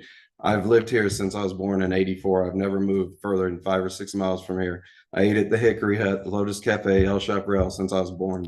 And so the fact that I have really good friends that I've known here for my entire life, and when they tell me something, I'm going to take their word rather than anything else. And so it's hard to, it just seems very suspicious that the day after we finish and everything he told me is a lie. Well, I can tell you by attendance records that Marion was out for a good chunk of the year. Mhm. Okay. And so she wasn't here to make such a statement. We didn't have a code compliance. The one code compliance was part-time and dog catcher. And I'm not sure if that's the person you're referring to from the city. I don't know who from the city you are, but I also know that there's only 6 people in this back office. So I'm not hurt. And only one of them is a guy, and that's the guy that's in charge of you submitting the permit, which you didn't do until after the fact. I get that. The question we have here in polling, as I stated before, the height issue, I made the argument from level with the road, et cetera, and realizing down the dip. If you remember, I made that argument. I do. And I also asked, well, I wonder why we couldn't have rock on the bottom, but apparently that was in your mind. That was part of but it. not in the plans that was submitted, because Yeah. nothing was submitted for plan. We're in the ask forgiveness stage when it got to us, right? And I understand your frustration, but it's also a frustration on our part when people all throughout like, well, I didn't know I did it, so I just did it anyways, and now it just, let me be. There is a certain amount of responsibility on our part to say, I'm sorry you didn't know the law. Yeah. However, now at this point, I understand. I understand construction, I understand cost, I understand you've got that set in the ground, and to take that out, cut it and put it together, but yet at the same time, that would save all your stuff. You just have to reset it. If I may, is there anybody here that has an opinion on if that became a two-sided sign, as is, but on a two-sided and rocked on the bottom? Do you have views on that as it was suggested? Yeah, I'd like to hear from the rest of my colleagues too, and and they may have other questions for you as well. Based upon what I've heard at the P and Z meeting, I don't have a problem with the V sign. It appears to be justified based upon the intersections of several roads, 3 different roads. I mean, well, 1560 and another one butting up to it, to where it would make sense in order to, because otherwise you have them both this way. You have the road going straight into the sign almost, don't you? Yes, sir. Yeah, there's And that way there's you actually like a major, the street, I guess we didn't bring that up because I did bring that up in P and Z and Dave was there. The street across from our entrance is like a major, basically everybody cutting through Beverly Hills, everybody's mad about. They're gonna be cutting through there. They're cutting like a major street. They're supposed to even put a light up there. So if you come out from that major street, you cannot, you're looking at a 6-inch piece of square tubing. You can't even see the signs at all. And P and Z's argument was, oh, it's only if you're on the other side of the street. Well, I'm like, on the other side of the street, you just look next door and you'd see the sign right next to you. So there's no purpose for one there, but directly across from it, you needed the V is the idea of it. Because when we had to go to our TxDOT meetings and stuff for the road expansion, they're going to put a whole light and everything in there. So you'll have it's going to be a 4-lane road with a center turn lane there coming in that will not be able to see our sign. And so that's why we flared it out, that and the 1560s on a curve there as well. Frank, legally, is there, with the ordinance with the V-shape issue, is there a legal problem with the proven variance as a V-shape? The V-shape, you would have to grant a variance in order for him to have a. Correct, but there wouldn't be a legal prevention for that approval. No, sir. Okay, just want to make sure. So even if a V shape isn't listed as part of the code or as a. That would be part of the variance, correct? So I believe a variance is justified from what he's expressed multiple times to include this evening. If he put the stone at the bottom to make a true monument sign, I think it meets the intent of the law. And I think it would look pretty nice. I mean, it's a nice sign. I don't hear anybody arguing about the sign. They're arguing about the V shape, and I think he has that justification. I tend to agree with you, but I don't have a vote. Jen? Well, I guess, I don't know how helpful this comment is. We're customers and you run a great business. Thank you. I really appreciate it. We try to be fair and honest. I mean, if you go to anybody else, we're half the price of anybody. And Well, my husband has been there. I have not, but so I just want to say that's me personally, Jen Sones. You run a great business. Okay. Secondly, and again, I don't know if this is helpful or not. The first home my husband and I bought 20 years ago, we were really busy, a lot of little babies, and we didn't read this big HOA manual. Okay. So you know where the story is going. It didn't was not a $17,000 mistake, but it was hundreds of dollars of a mistake. When the HOA came by and said, guess what, this fence you put up, not to code. We had to hire people to come out and fix it to the HOA code. So I've been in your shoes and I appreciate it. And I don't want to compare that they're the same, but I can commiserate with you. But my husband and I also didn't go to the HOA and say, hey, we made a mistake. Can we just leave the fence the way it is? We went back and we fixed it. Kind of apples and oranges, because this is a big sign. This is big dollars. You're a small business. Times are tough. Expenses are going up. I appreciate Councilman Merchant coming up with suggestions. Mhm. And I think at this point, I would just like to move forward and see if we can, I'm sorry all this happened with the misunderstandings. And I'm not going to say, I don't want to throw city staff under the bus, because I'll tell you, our city administrator is top notch. And I don't know what happened, but let's just say there was a lot of misunderstandings. That was unfortunate. And I appreciate you're humble to apologize and own what you need to own. She owned what she needed to own. Let's just move forward. And again, I don't know how helpful my comments are, because this is getting long and drawn out, but I tend to say with Councilmember Cato at a point of practicality. I think the problem with the V-shaped sign is that it wasn't done in the proper order, right? And that's why we're where we are. And I think if we could come up with having brick, the other concern though, that this is tough, is this sets a precedence like Councilmember Sanders had. So I struggled. This was probably the hardest agenda item tonight for me. That's what I appreciate. That's what the whole time I've been just trying to get somebody to talk and like work through it and like work together and figure something out. And instead everything's just like a yes or a no. And so they're like, council has a little better, like they can flex. I could one more comment. Your post on Facebook doesn't help your case, sir. I actually don't have Facebook. I think it's the biggest time suck on earth. And so your business has a Facebook post. And I was like, my employees did that because they asked me, they were like, we're gonna make a post for the signs because we got the old signs up and just to get some people stirred up kind of deal. And I was like, well, the way things have been going, I don't think it could hurt. And so, but I actually, I was like, my business has one. I don't even have access to it, but I do know they made that post. Generally, which I could remove that if we. Generally not a good idea to toilet paper the city hall before you come and ask for a favor, you know, just for future reference. That's not a good idea. Like, I've seen it. It wasn't looking good. So I figured the more attention we could get to it, the better off we'd be, kind of deal. But negative press is good press. A comment to what you said about precedent. I disagree about the precedent because there is a specific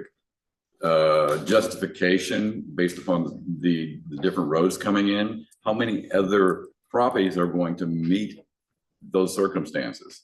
This is a unique situation for this property. Therefore, I don't see it as a precedent. It's a variance because of those circumstances. So the way I read the ordinance, it doesn't really give you for a non-conforming sign a variance. It's either a non-conforming sign or it's not. From what I hear my colleagues saying, I love the idea, but it's no longer a non-conforming sign. Now it is a monument sign with a variance. It sounds technical and administrative, blah, blah, blah, but it matters. Back in June, the public storage place on Bandera Road, there's going to be 4 lanes of highway on both sides. They could use a V sign as a justification to say, well, there's so much traffic now once they extend Bandera Road. Well, now I need a V sign. Well, they just upgraded their sign in June and they followed the rules. Right? They changed some of the content. They did maintenance. They refreshed the colors on the sign. It's a pole sign on Bandera Road. This wouldn't have been an issue, I think.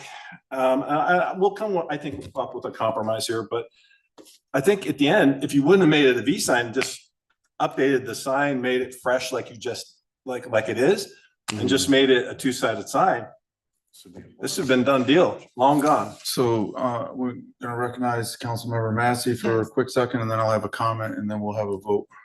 Yeah, I agree with Councilmember Sanders, and I do appreciate your solution. And I would be for that solution. I'm not for the V sign. Again, for the same reasons that Councilmember Sanders mentioned. A lot of people would like V signs. Truthfully, your sign can be seen very easily. I was in Beverly Hills coming out and I saw your sign, not because it was a V sign, because it's a big sign. I just think that a good solution would be to do what Councilmember Matthew said, put it together, put the brick and be done with it. That's how I think that this is the best way, but not a V sign. So what is before us now, just to clarify and clear up any confusion? What is before us on the vote for item number 9A is for the current V-shaped sign to vote for yay will be to allow it to be a V-shaped sign as it is, but to fill up with a monument base with a rock monument base. That is what is being asked for in your appeal. And then B will be a vote for the sign that we've already discussed that was actually maintained and moved. So if you are okay with, this would be a de facto approval of a variance of allowing the V shape with a rock base. That will be a yay. If not, then it'll be a nay. Are we clear on the vote? Okay. Again, I think, what are we gonna call it though? Well, it will be Alex Blue asking it'll this be question. What is it gonna be? It'll be a variance on a non-conforming sign because the variance is the V shape. And a non-conforming sign due to the size, because it's not clearly written out, and it was a non-conforming sign before, but the variance being allowed it to be in a V shape. So, It's actually a variance on the whole sign, not just on the. So a little bit. It's So we're still gonna variance. call it a non-conforming sign. It's basically a variance on a monument sign. But when he comes back 6 years later, when something else happens, and I'm not trying to be sarcastic. It's When something else stout. happens, Even if 'cause somebody business runs into it, changes. nothing's gonna happen at this point. So, but when that happens, we're gonna be right back to where we started from. What kind of sign? We've argued. So basically what you're voting on, if you're voting on this, you're saying that you're giving a variance on height. You're giving a variance on the square footage because it's over the square footage. You're giving a variance on allowing a V-shaped sign on a monument sign. No, You're also giving a variance because you said monument sign. It's not a monument sign. with the rock bottom, it will be a rock. Well, That's what. But that's not what he's asking. He wants to keep it exactly the way it is. Yes, That's so- what she's saying. No, he's saying it'll be a rock bottom. I'll be happy to rock 18 inches or all the way to the bottom, but, so whatever. there's you want. several variances. that Follow you're the putting ordinance, on. sir. You're voting with the sign as is. You're voting, you're doing. I a just want it to be a matter of record. Right. Is it a monument sign or is it non-conforming when we vote on this? Monument sign. No, it's not a monument. No, but sign. he's saying he It will. will be a monument sign. What he's appealing for is for this to remain a V shape, which is already a variance by definition, but in this, he will rock it up and it will be a monument at that point. So it's really neither here nor there. This is a one-off variance. And so in the future, when it comes back, it would have to be any changes to it. It will therefore be grandfathered and then they add. So it can't be a non-conforming. Non-conforming means that it's a sign prior to zoning. It was there prior to zoning coming in. And they're not keeping it the same. Correct. So it's not, the non-conforming goes away. That's Okay. what I wanted to hear. Okay, so Okay. what, yeah, so So it what, becomes a monument sign then. it becomes a with variances. monument sign with several variances. So that, you guys think I'm being a pain in the butt, 6, 7 years down the road, who's ever sitting up here has got, and if you're still owning the business, sir, which is a fantastic business, I've used you quite a bit, are gonna be thankful to know what sign we're dealing with. Because the non-conforming thing, P and Z's.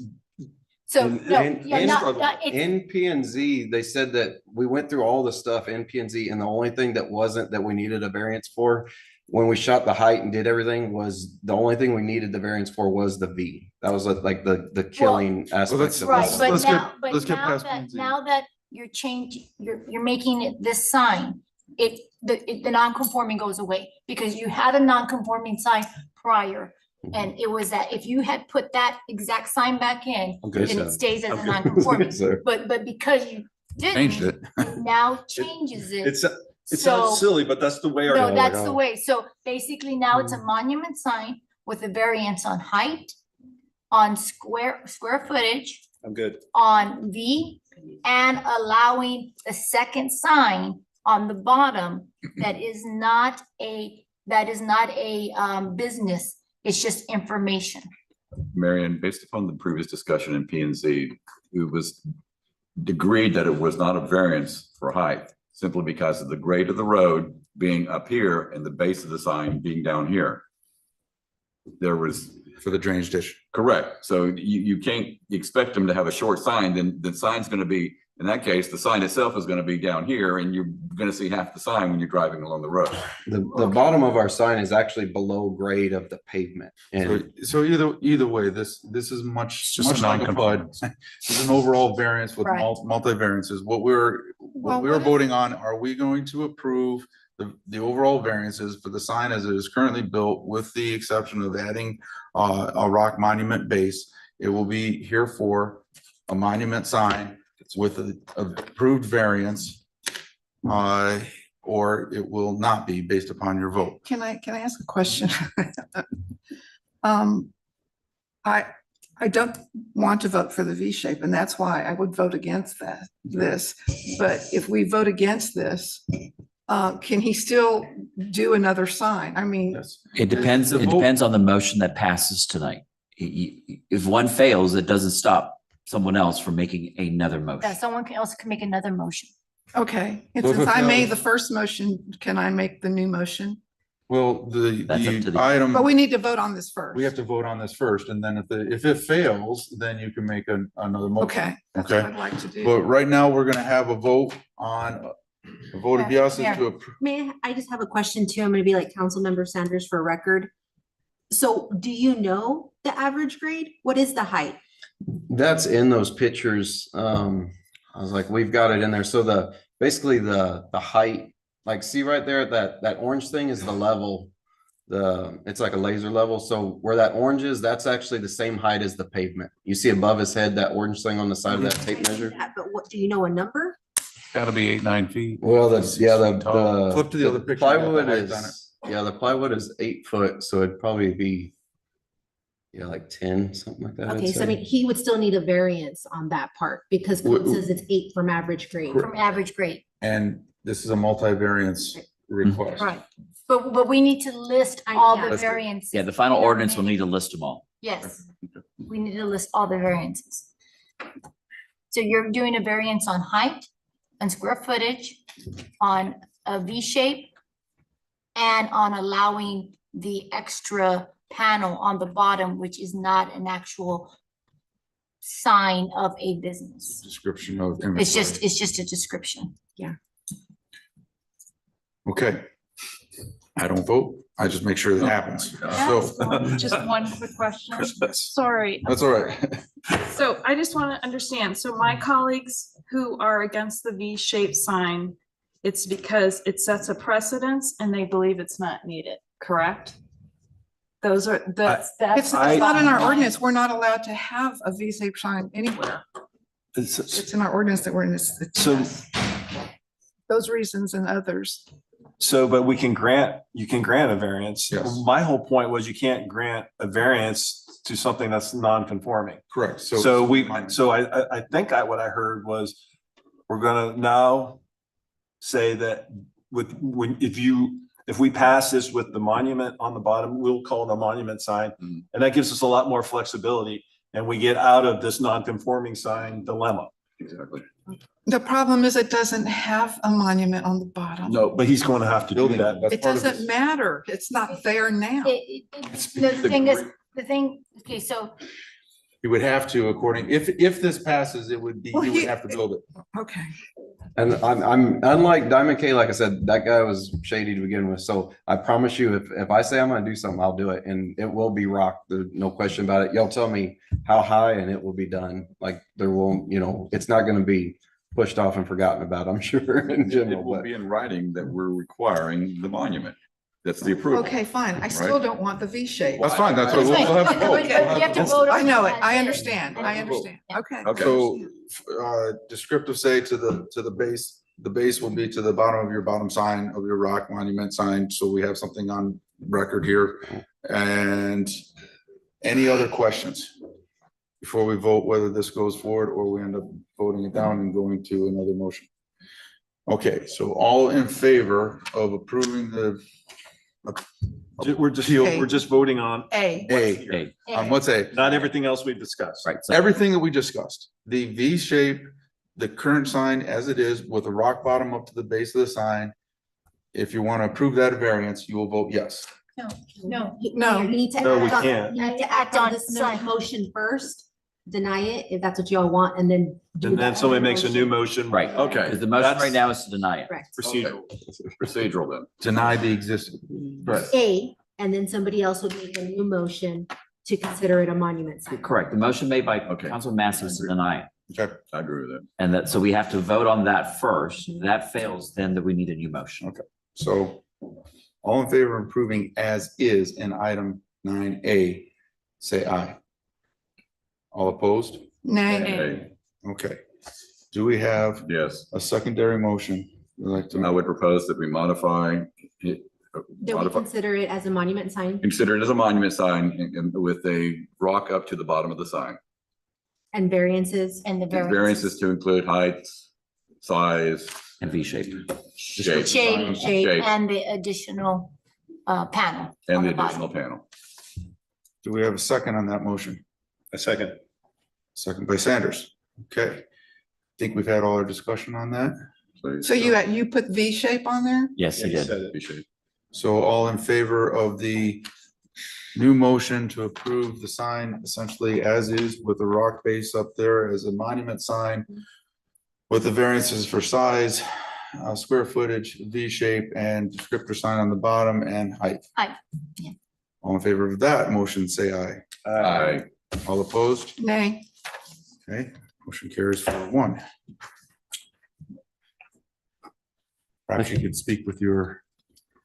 I will get on them immediately. And Mr. Mayor, just have to You still have- do the. We motion. also Have to have to do do B. B, excuse me, Correct. B is a sign that we didn't have any issue with. But I know if there's no other discussion on 9B, all in favor of approving 9B, as it is written, say aye. Aye. Aye. All opposed? Nay. That motion carries 4-1. It should have a rock, it should have a monument too.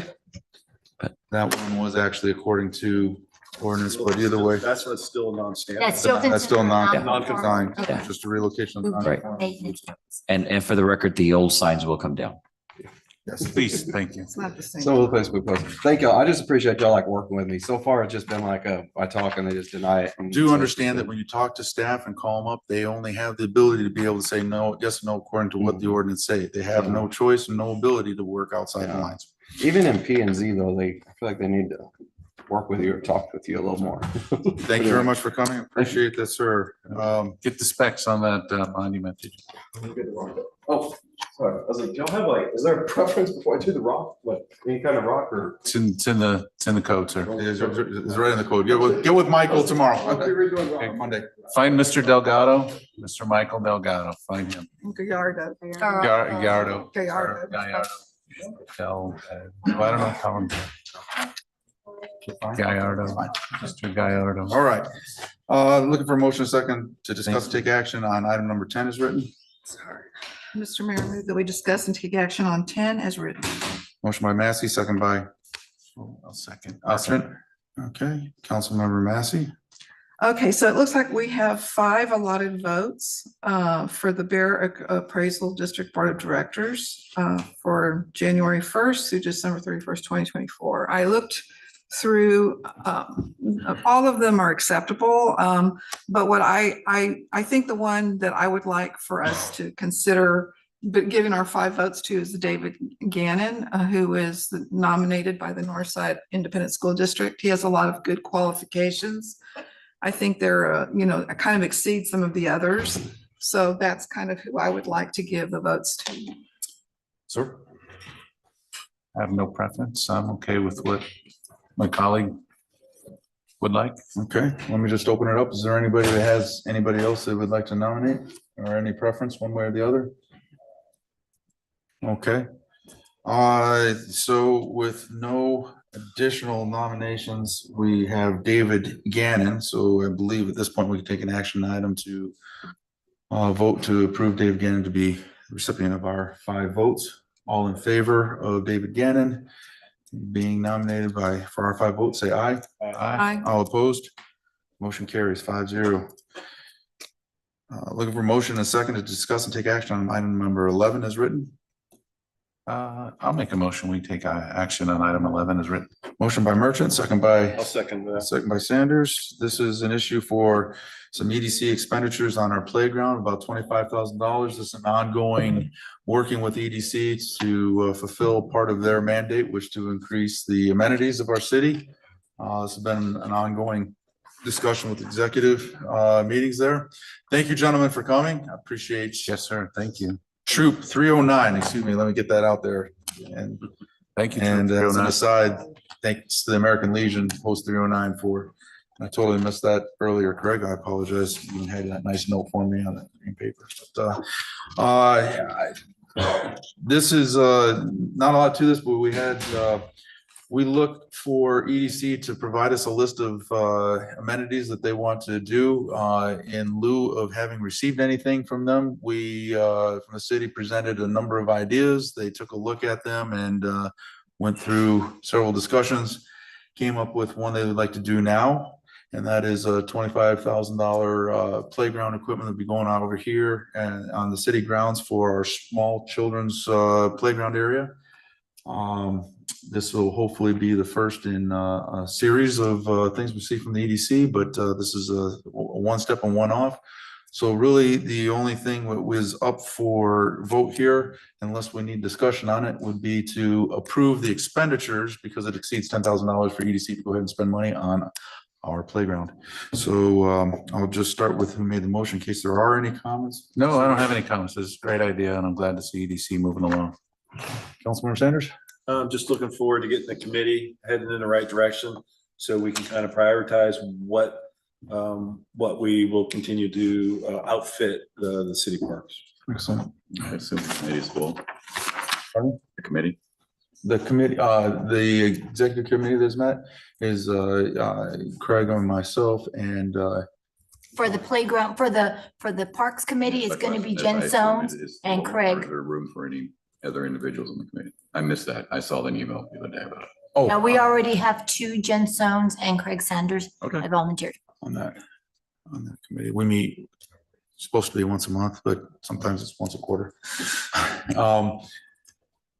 Any other council members have any comments on this? Okay, with no additional conversation, discussions, all in favor of approving item number 11 is written, say aye. Aye. All opposed? Motion carries. All right, we're moving right along. Item number 12, looking for a motion and a second to discuss, take action on item number 12 is written. Mr. Mayor, I move we discuss and take action on agenda item number 12. Motion by Sanders, second by Second. Sones. Take it away, sir.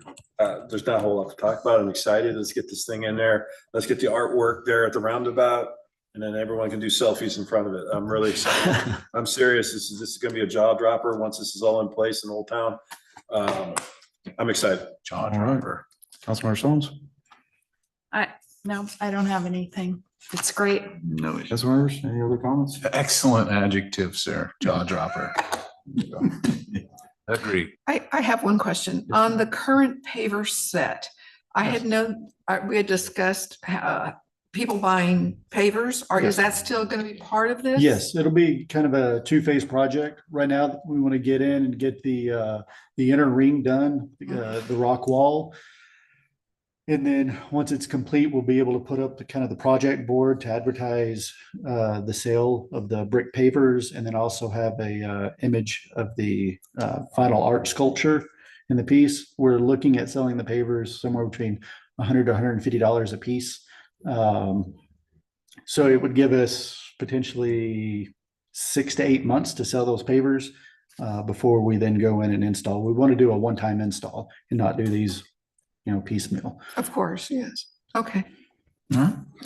Sir, I'm a teacher. $150. Per brick? You're killing me. You don't have to buy one. You put your Oh, I name, you want put to. your anniversary, your kid's Sure. birthday. $150. I'm a teacher. Come on. All right, with no further discussion, all in favor of approval of item number 12 is listed as, all in favor, say aye. Aye. All opposed? Motion carries. At this time, we're gonna adjourn into closed session. Closed session is in accordance with Texas Government Code 551.071, consultation with an attorney. We'll be discussing terms related to the emergency solid waste management service contract with the city and Frontier Waste Solutions. We will adjourn. No decisions will be made. Time is now 9:44. We will be back. Would like. Change.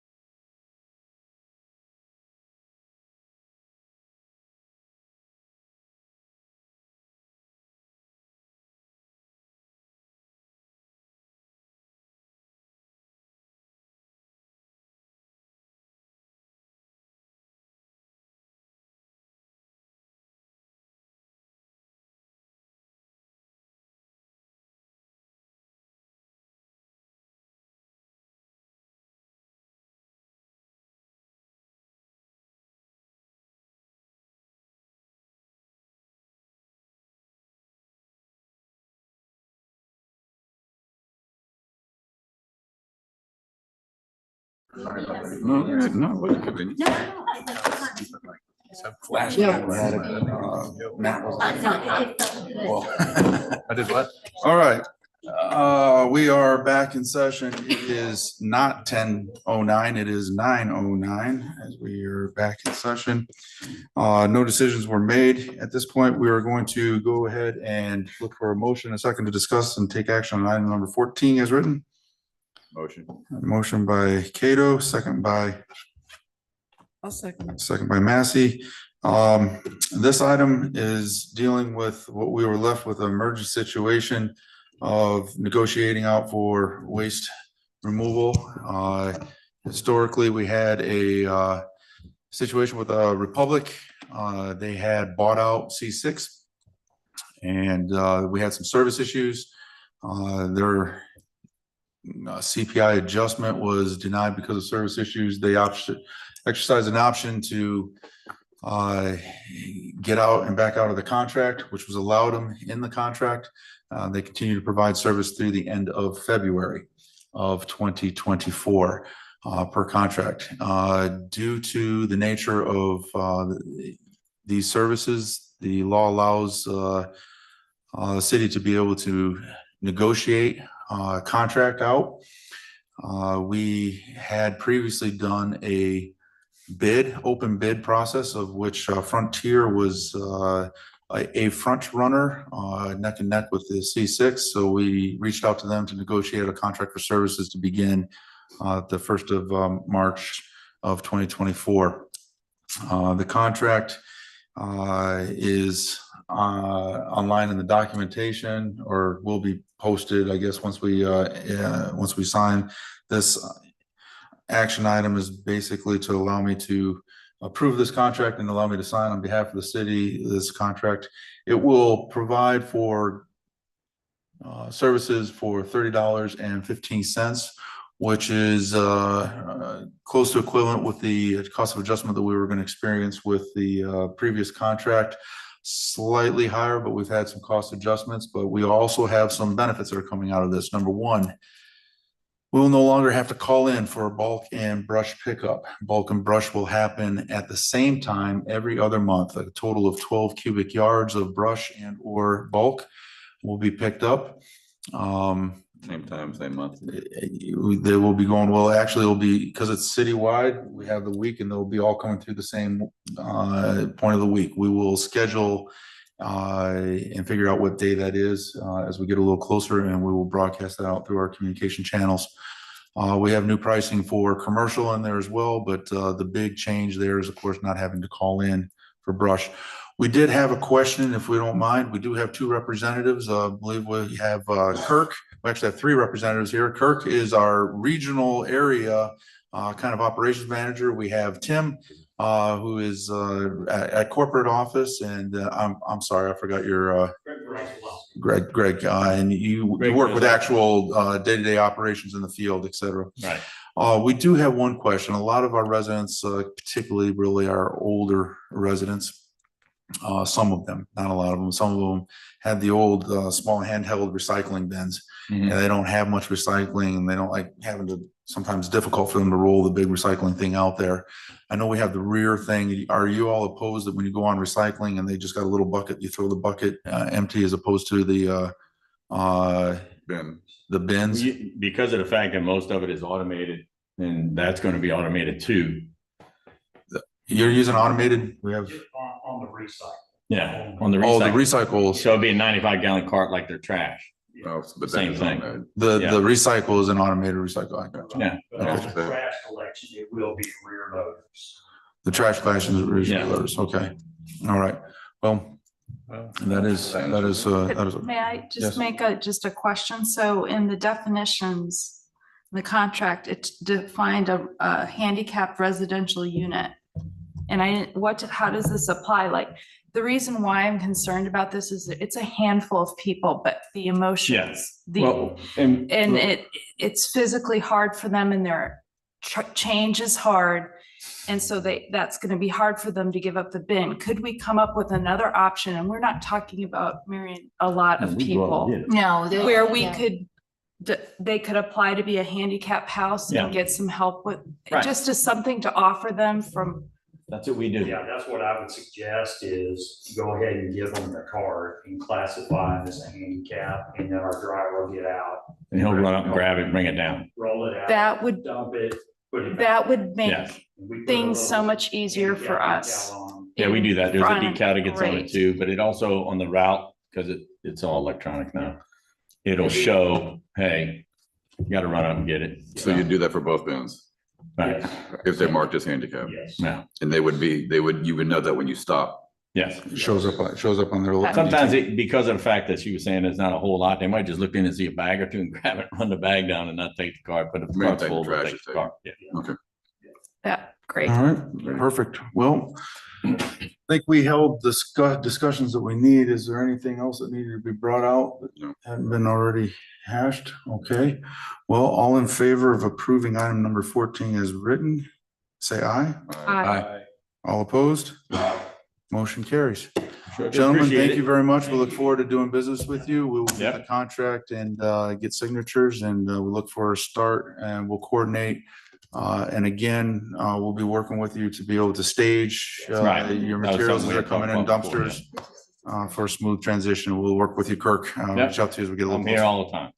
But now you can get your equipment Yeah. and bins. Okay. Wonderful. Thank you very much. Thank you all very much. I appreciate it. Thank you for executing. Okay, 'cause I know up in there. That's on our. That's even better. Yes. All right, with that, that is the end of our meeting. We're going to adjourn. The time is 9:16. We are adjourned.